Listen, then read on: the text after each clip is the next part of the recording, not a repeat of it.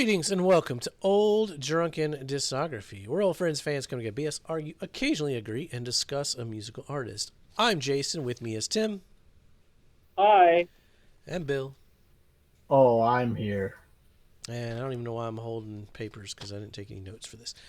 Um, we're doing To our look new, official. look official. There we go. Today we are covering David Gilmour's new record, Luckin' Strange. We're a little bit behind on this one, but it's been a busy month, so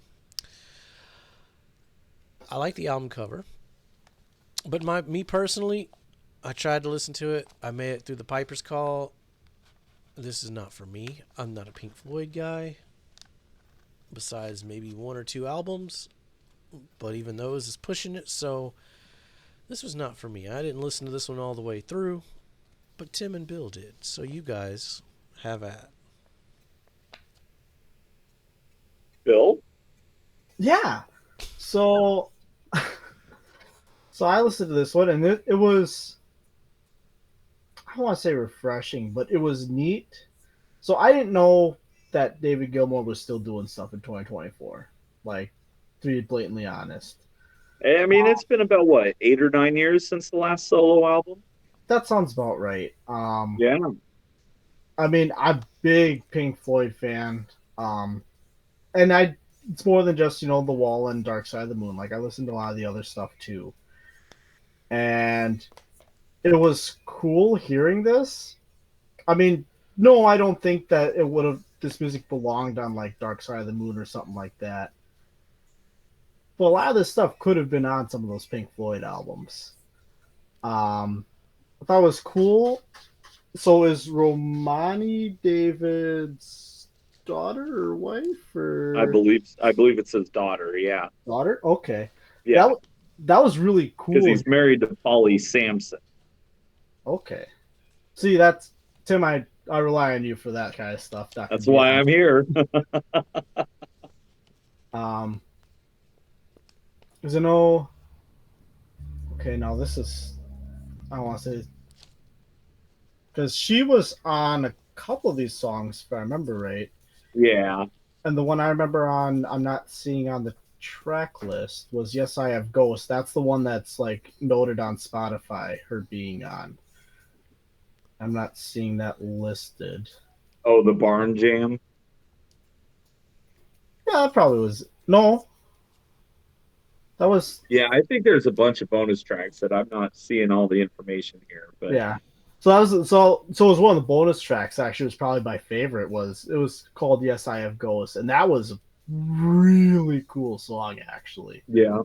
Yeah. Um I love the instruments throughout, and just I mean the vocals, was it Sid? No. But I mean, they were pretty damn good. well, and so yeah, I mean, I'm a big Pink Floyd fan myself. I'm also a big David Gilmour solo album guy. And if you want him doing his Sid stuff, go back to On an Island. That album just reeks of the early stuff. This Okay. one I feel like was really reflective more of the later Pink Floyd stuff. Delicate Sounds of Thunder, Momentary Lapse of Reason, even Endless River, more of the mellower side. But even then, like there were some songs like the first, I don't even know if it was the first single, but Dark and Velvet Nights gives me kind of a Queens of the Stone Agey 21st century alternative rock band vibe. Yes. And I was really thinking the whole time, I mean, how much music has David Gilmour influenced over the last 60 years? I mean, Tim plus Pink Floyd and everything just as a whole, like there's an entire subgenre that's kind of crept up because of it. Oh, yeah. And there were a whole bunch of moments here where he bust into a guitar solo, and you just get that feeling like, yep, no one hits that note like David Gilmour. No. And yeah, I mean, I enjoyed this album thoroughly. I think I liked it better than Rattle and Strange or Okay. Rattle and Lock or whatever the last one was. Last one was Rattle and Lock. This one's Luck and Strange. Okay. Um, but I mean, I really liked On an Island too. That one's super Sid influenced. And then that first one, of course. But Yeah, of course you got Rick Wright on a track here on the title track, which is cool. There's still some leftover tape, and yeah, I thought it was good. I thought it was a No, really good album. that's I did I did see it is debuting at #1 on the UK charts this week. oh really? Yeah, I mean, saw that earlier today. it's cool to see something like this still being able to chart. You know, like Yeah, yeah, I mean, especially in modern day and age, just where music has gone since the '70s to put a sure, decade on it. sure. um, but I mean, it's because I mean, this is I mean, you're not gonna just be able to go out and find music quite like this just on the radio or out and about, unless if you're actively seeking it out. Right. And if it Um, wasn't David Gilmour, it wouldn't even be on the radio. They're Well, not. and it's probably not even on the radio. Yeah, it's probably even not. even not in yeah. 2024. Like, which it's a crying shame, but it's a discussion we've had before about what ends up on the radio. Well, and we've had a number of I mean, for lack of a better word, nostalgia acts put out albums since we've been doing these shows. You know, we've covered the Rolling Stones, the Who put out a new album, like, you know, all these old acts. Deep Purple just put out an album. Like, X, yep. yeah, yeah. When all these legacy acts still have something to say, I think it's important to listen because everybody always remembers, like, you know, the hits. Oh yeah. But this is just adding to just a really rich discography that should be celebrated. And, you know, we're lucky that we got these 9+ extra songs Mm-hmm. that all sound great. You know, like the intro, the Black Cat, it's just a little instrumental intro and whatnot. And then there was another one, the Vita Brevis or whatever. But But so I mean, you know, there were still cool instrumentals, like yeah, yeah. And they added to the whole mood of the album. And I think this is just David Gilmour showing us once again that he's one of the greatest and probably as rated as he has been throughout his career. I would still consider him underrated. I mean, correct me if I'm wrong, but I think there's a lot of not outside, but like special guest appearances on a lot of these tracks throughout this album. Well, I'm looking at it right now, and yeah, look, it's not like special guests. I think the biggest Well, thing is Rick Wright. And then like Steve Gadd is playing drums on a couple tracks, and Guy Pratt, of course, is playing bass. He's you know basically replaced Roger I mean, in Pink Floyd. So the special guest, I guess, isn't the right word. Like, just like, you know, just the different people that he kind of had appear on the album, like yeah, that. Some you would expect well, is like, oh, it was cool, like hearing some others as well come back. it looks like he's put together a group of musicians, and I know this is all recorded at his houseboat in London. You know, so he's just got some friends that come over and record with him and make music, and I think that's a beautiful thing. Yeah. I mean, having his daughter record stuff with him. I mean, granted, it was a bonus track, but be interested to see. I mean, I don't know if she has her own musical career that she's pursuing right now. I mean, she's on a number of these tracks, actually doing a lot of background vocals. Yep. She even plays like a harp on a couple tracks. Yep. I'll say that it'd be interesting to see, you know, if as like a father daughter, like, you know, call it a duo, if you will, like Sure. if she sings more and more on like a future album or something like that. That would be cool. I did see the other day there was a clip on the YouTube where she was doing like a open mic night in some bar, and David joined her, and they did "Wish You Were Here," and the place went nuts, of course. Well, Yeah. you'd have to, right? I mean, Yeah, you have to. But could you imagine just you're in a bar and David Gilmour gets up and sings "Wish You Were Here"? I don't even know what I would do at that point. Right? Right. Do you cheer? Do you applaud? Do you faint in shock? Like, what do you? Yeah. Yeah. Do you film it or do you just Do soak you it feel in? it? Do you enjoy it? Yeah. I mean Yeah. that. That's modern day. Do you sit there and enjoy your film? That's a whole nother thing that we've debated as well. Good old Marky Slapper. Right. Right. Like it's interesting to see. Say this one's number one for UK. It's be interesting to Yep. see where this ends up on the US. I mean, typically the first week is the best, but sometimes, especially with it being a foreign debut, it could take couple weeks, maybe even Well, and the UK charts always come out a couple days before the US charts. We should probably have the US charts late Monday night, early Tuesday morning. I think is when those come out. So I'm not expecting it to be number one, especially modern day in 2024 September US market. Just sure, there's been a lot of crazy stuff released. No, but well, and depending on how many people actually bought copies, I have not ordered a copy of this one yet, but it's definitely on the wish list. Well, this one, I mean, this came out September 6th. Like, it's been out, right? Yeah, like a week. Came out last week. So, yeah. So that's like with that because it would be then last week's charts would be getting published this week, right? Right. Right. And with it because it's Friday. It takes a week to get onto the chart. Yeah.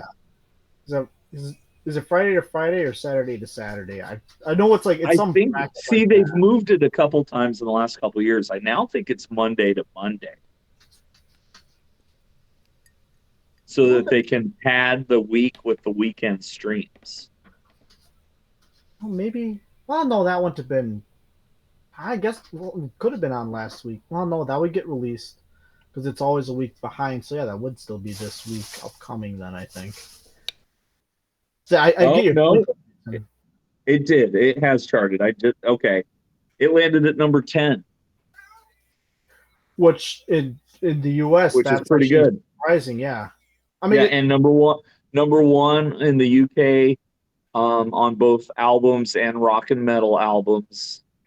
It also went to number one in Belgium, Germany, Scotland, and Switzerland. The major. Number 2 in Italy, number 6 in Australia, number 8 in Finland, number 38 or 23 in Japan. Well, Finland. So it's doing pretty good.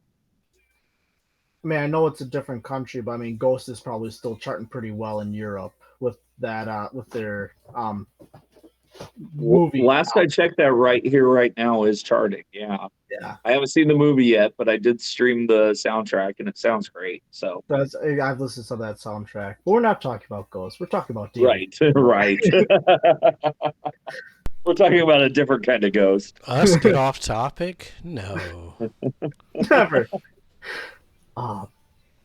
Yeah, this was I really enjoyed listening to this album. It's actually, I listened to this on the one morning commute here. I did this last week, and I listened to it again on my evening commute, and I really enjoyed it. I mean, is it relaxing? Is it slower paced? Sure, but that's it's what also pushing 80 at this point. Yeah, that's what I wanted. That's what I expected. That's what I desired at that point. And for being pushed in his 70s, I thought there was a lot of fresh and exciting stuff on here. Mm-hmm. Overall, does it have that, old boomer sheen or whatever? Yes, but it's still good. So there's little different nuances he still did. Yeah. And yeah, who doesn't get moved by an amazing David Gilmour guitar solo? Oh God, yeah. Just breaks into it. Oh yeah, there we go. That's what I was missing in life this week. Exactly. Yeah. No, I would definitely recommend it.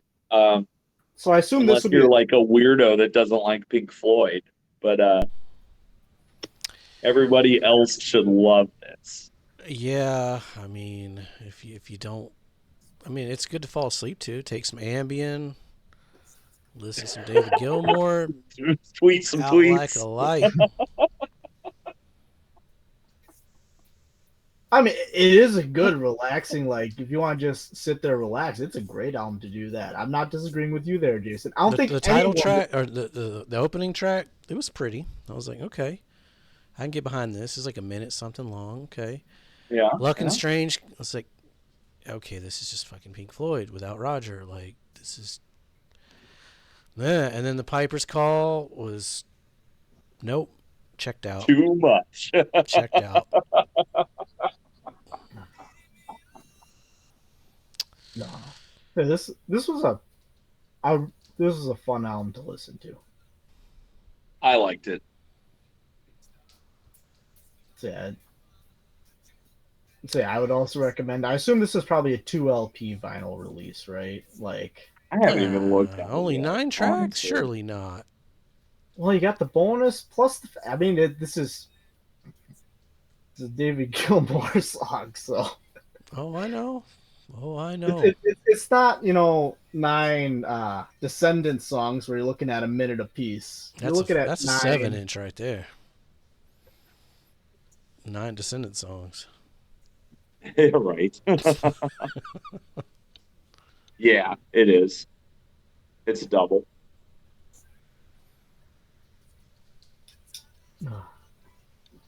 This will be a fun one. Yeah, pick that one up. Get that LP, Bill. I mean, I picked up the Endless River when that came out. I'm super happy with that purchase. It's beautiful package. I mean, I like the album art. Is It Art 2024 is going to be fun. Yes, God, it yeah. is. We got some winners and we got some clear losers. And then we got David Gilmour just chilling on a in a waterfall. I mean, Yeah, that's pretty good. which is a little bit of Luck and Strange. All right, well, you guys got anything else to add about this one? You get I recommend. Yeah. Like, You got- if you want something, I mean, no, it's not, OG Pink Floyd, but if you want something that was like, your 80s or 90s Pink Floyd or stuff like that, buy Yeah, David Gilmour he albums. really does feel like he's embracing that sound again. So Yeah. all right. Well, we should be in the middle or starting our Ramones week when this drops. So go check those videos out. yes, please. And maybe eventually we'll do Pink Floyd. I might call in sick that week. I got to teach. I think you'd like the Sid Barrett stuff at the very least, but Yeah. I mean, Pink I mean, Floyd it's not all so bad. It's punk not all rock. bad, but Yeah. it's so punk rock. I've heard a lot of Pink Floyd that I did not like. So Well, we'll get there. Oh, I know. Trust me, I know. My dad loved Pink Floyd, so I know. I've got some Pink Floyd stories to tell. No, I do too. For better or worse. Some of them I can't tell on YouTube. But Great band. yeah. Give us a like, give us a subscribe, stick around. We got another new review coming out this week. We got the Ramones, Halloween's coming with Paramore and the trio, Alkaline Trio. And Cramps. Forget the the Cramps. Cramps. Well, that's like way in the future, I don't want to give out all of our secrets. I mean, we got Yeah, 94 sure. coming up too. Well, then just bleep us out and then really have them wondering. There you go. All right, be safe and make good decisions. Wish you were here. Hold